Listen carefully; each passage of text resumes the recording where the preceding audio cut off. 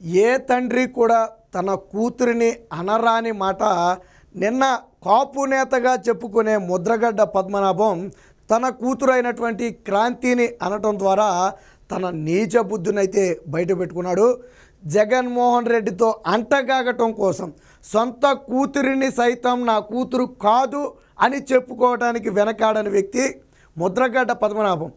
ఏ కూతురు ఎలా ఉన్నా ఏం చేసినా తండ్రి కడుపులో పెట్టి చూసుకుంటాడు. ఆ విషయం మనందరికీ తెలుసు. అది తప్పు అవనివ్వండి, ఒప్పు అవనివ్వండి, కూతురికి ఎల్లవేళలా అండగా ఉండే వ్యక్తి తండ్రి. అలాంటి తండ్రి స్థానంలో ఉన్నటువంటి ముద్రగడ్డ ఈరోజు జగన్మోహన్ రెడ్డికి అమ్ముడు పోవటమే కాకుండా తన కూతురేదో తన మీద విమర్శ చేసిందని చివరికి నా కూతుర్ని ప్రాపర్టీ అంట, ఒక కూతుర్ని ప్రాపర్టీ అని ఆస్తి అని మాట్లాడిన ఏకైక వ్యక్తి ముద్రగడ్డ పద్మనాభమే. కాపు ఉద్యమ నేతగా చెప్పుకునే ముద్రగడ ఇంత దిగజారిపోతాడు, ఇంత నీచ బుద్ధి ఉంటుంది. ముద్రగడ్డ పద్మనాభం అసలు రూపం ఇదని ఇప్పటివరకు చాలామందికి తెలియదు. తన కూతుర్ని ప్రాపర్టీ అంటున్నాడు. నా కూతురు ఇంకా నా ప్రాపర్టీ కాదు, అత్తారింటి ప్రాపర్టీ అంట. ఇప్పటి వరకు ఏ తండ్రి కూడా తన కూతుర్ని కానీ కొడుకుని కానీ ప్రాపర్టీగా భావించలా, ఆస్తిగా భావించలా. కానీ ముద్రగడ్డ పద్మనాభం నిన్న మొట్టమొదటిసారిగా అలాంటి వ్యాఖ్యలు చేయడంతో సభ్య సమాజం అంతా కూడా తలదించుకునే పరిస్థితి.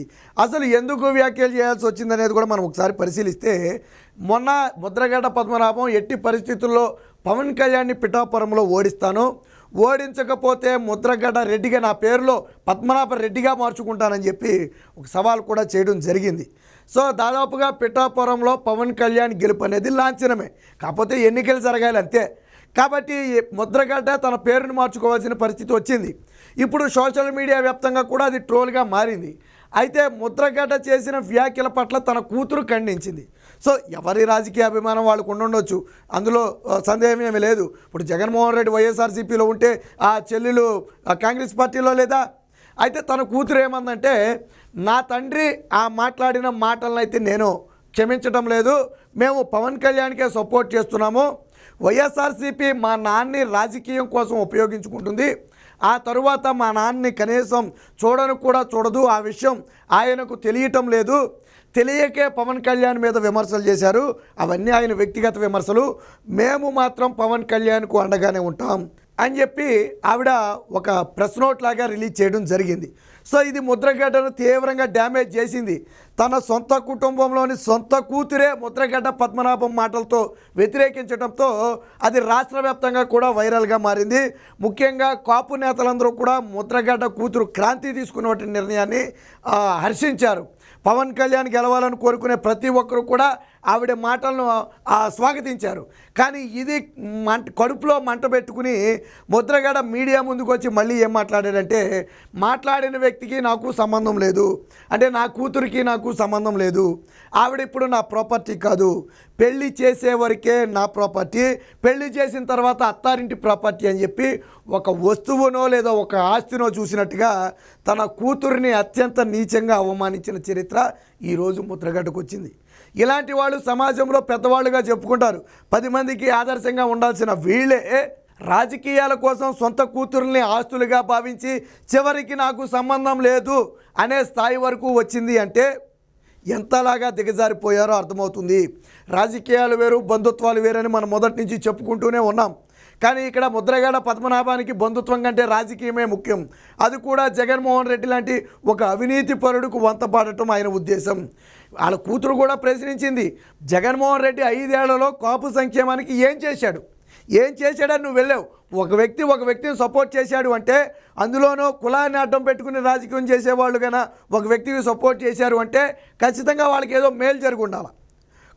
కాపుల సంక్షేమానికి ఏడాదికి 2,000 కోట్లు చొప్పున 5 ఏళ్లలో 10,000 కోట్లు ఖర్చు చేస్తానని ఈ 5 ఏళ్లలో 2,000 కోట్లు కూడా ఖర్చు చేయలేదు జగన్మోహన్ రెడ్డి.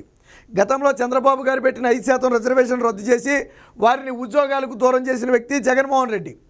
అలాగే ప్రతిసారి కూడా కాపుల్ని రాజకీయంగా ఆర్థికంగా వేధించినటువంటి వ్యక్తి జగన్మోహన్ రెడ్డి.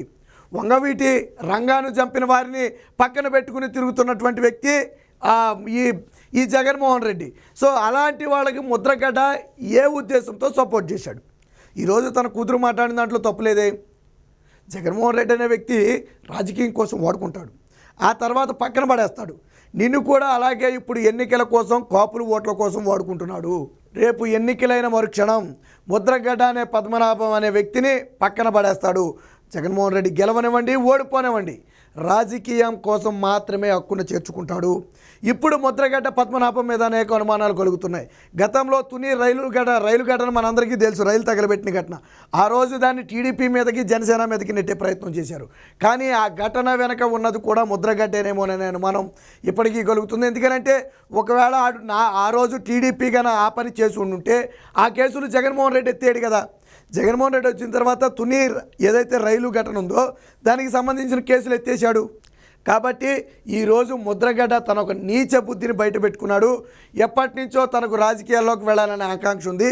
పైగా ఇలాంటి వాళ్ళు పవన్ కళ్యాణ్ని ప్రశ్నించటం, ఏం ఉద్ధరించావని. మీరేం ఉద్ధరించారు? మంత్రులుగా చేశారు, ఎమ్మెల్యేలుగా చేశారు, ఎంపీలుగా చేశారు, కీలకమైన పదవులు అనుభవించిన ఏ రోజు కూడా కాపు సంక్షేమం గురించి ఇసుమంతా కూడా ఆలోచించని మీరు ఇప్పటివరకు పవన్ కళ్యాణ్కి ఎక్కడా పదవి రాలేదే, తనకు పూర్తి స్థాయి మెజార్టీ రాలేదే, తన సభ్యుల్ని పూర్తి స్థాయిలో అసెంబ్లీలో కూర్చోపెట్టలేదే. పెట్టిన తర్వాత పవన్ కళ్యాణ్ పదవులు అనుభవించిన తర్వాత ఏం చేసేవారు అడిగితే అర్థం, పవన్ కళ్యాణ్కి రాజ్యాధికారం ఇంకా రాలేదు కదా. ఇప్పుడు రాబోతుంది రాజ్యాధికారం. తన సభ్యులు శాసనసభకు వెళ్ళబోతున్నారు, పవన్ కళ్యాణ్ వెళ్ళబోతున్నారు, వాళ్ళ సభ్యులు మినిస్టర్లు కాబోతున్నారు. అప్పుడు నువ్వు ప్రశ్నించాలా కాపుల సంక్షేమానికి ఏం చేశారు అని. ఈ పదవులు నువ్వు అనుభవించావు కదా, మంత్రిగా చేసావు కదా, ఎమ్మెల్యేగా చేసావు కదా, ఎన్టీ రామారావు టైం దగ్గర నుంచి కూడా కొద్దో గొప్ప నీకు రాజకీయాల మీద అవగాహన ఉంది కదా. మరి ఏ రోజు కాపుల సంక్షేమం గురించి మాట్లాడలేదే. నువ్వు మంత్రిగా చేసినప్పుడు కాపు సంక్షేమానికి ఏం చేసావు? నువ్వు ఎమ్మెల్యేగా చేసినప్పుడు కాపు సంక్షేమానికి ఏం చేసావు చెప్పగలవా? మరి పవన్ కళ్యాణ్ ఎలా ప్రశ్నిస్తావు? నువ్వు ఏదైనా చేసుండుంటే కాపు ఉద్యమాన్ని అడ్డం పెట్టుకుని దోచుకున్నావు నువ్వు. ఈ ముద్రగడ్డ పద్మనాభం అనే వ్యక్తి కాపు ఉద్యమాన్ని ఎందుకు చేశాడు? పైసల కోసం చేశాడు. కాపుల నుంచి పైసలు దండుకుని మీకు అండగా నేనున్నానని చెప్పడం కోసం, దోచుకోవడం కోసం చేసిన ఉద్యమే ఈ కాపు ఉద్యమం. లేకపోతే ఏం సాధించావు నువ్వు? జగన్మోహన్ రెడ్డి నుంచి ఏం సాధించావు నువ్వు చెప్పు. 5 ఏళ్లలో నువ్వు తెలుగుదేశం హయాంలో ఉన్నప్పుడు రెచ్చిపోయినటువంటి నువ్వు వైసీపీ వచ్చిన తర్వాత ఎందుకు కుక్కుని పేరులాగా అయిపోయావు? ఎందుకు రాజకీయాలకు దూరంగా ఉంటానన్నావు? చెప్పాలి కదా సమాధానం. కాబట్టి ముద్రగడ్డ అనే వ్యక్తి అత్యంత నీచమైన వ్యక్తి, అత్యంత దిగజారుడు వ్యక్తి, కన్న కూతుర్ని ప్రాపర్టీ అనే వ్యక్తి. పెళ్లి చేసిన తర్వాత కన్న కూతురుతో నాకు సంబంధమే లేదు, ఇక తెగిపోయినట్టే బంధాలు అన్నటువంటి నీచమైన వ్యక్తి ముద్రగడ్డ పద్మనాభం. కాబట్టి ప్రజలు ఆలోచించాలా, ఎవరి కోసం ముద్రగడ్డ పద్మనాభం పనిచేస్తున్నాడు, ఏ లక్ష్యంతో పనిచేస్తున్నాడు అనేది ఈరోజు సొంత కుటుంబాన్ని చూస్తే తెలుస్తుంది. చివరికి జగన్మోహన్ రెడ్డి లాగానే కుటుంబం మొత్తాన్ని కూడా దూరం పెట్టే ప్రయత్నం. జగన్మోహన్ రెడ్డి అంతే కదా, తల్లిని చెల్లిని ఏం చేశాడు? బయటకు గెంటేశాడు.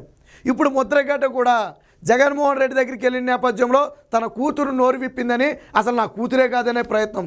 ఈరోజు పెళ్ళయింది, తర్వాత నాకు సంబంధం లేదన్నాడు. రేపటి రోజున నా కూతురే కాదని ఆశ్చర్యపోవాల్సిన అవసరంలా. వైసీపీ నేతలు అనలేదా షర్మిల అసలు రాజశేఖర రెడ్డి కూతురే కాదని?